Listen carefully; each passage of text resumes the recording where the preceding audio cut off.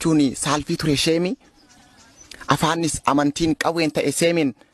oromummaa himachuun akka waan qaanfiitti yookaanis gowwamaa afaaniif duudhaa saarasaasaan dhoowwamaa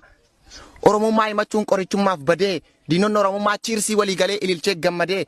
murna xiqqoo qofatu namoota lamsadee dhugaa awwaalamuun garaa isaan waade sadarkaa namoonni murtaa'uun yeroos of baranii daa'imman xixiqqoo qarshii karameellaaf gubbootti hiranii an oromoo jedhe yerootti turani isa yeroo sana oromummaa himachuun qaanfii ture sheemi afaanis aadaanis qawween ta'e seemin daa'imnis xixiqqoon silaa gadaadhaan guddattu dabballummaa kaatee afaan seenaa ormaa malee hin beektu waan taate sadarkaa namoonni murtaa'uun yeroos of baranii daa'imman xixiqqoo qarshii karameellaaf gubbootti hiranii an oromoo jedhe yerootti turani Har'a garuu galanni kan waaqaaf abbaa ijaaree diigaa qabsaa'ota Oromoos warreen Oromummaa kan hangahan dhiigaan. Har'a garuu kan duraan nuun tolles alagaa inni ormaa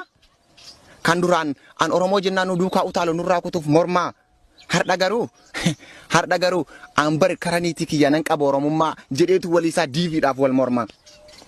Oromummaa gaafas tolaadhaaf tolosaan wal dhaalanis hiikaa har'a Itoophiyaa UDC yookaan Afrikaa. Oromoon eenyu siif ibsuu danda'u